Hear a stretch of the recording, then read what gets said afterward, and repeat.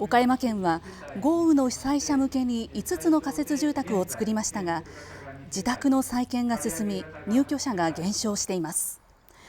最も規模が大きい倉敷市真備町矢田の真備荘仮設団地にはピーク時に185人が入居していましたが、先月5日に全員が退去したことから今月22日に撤去工事を始めます。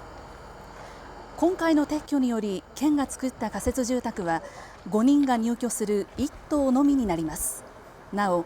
借り上げ型の仮設住宅には現在も19人が暮らしています。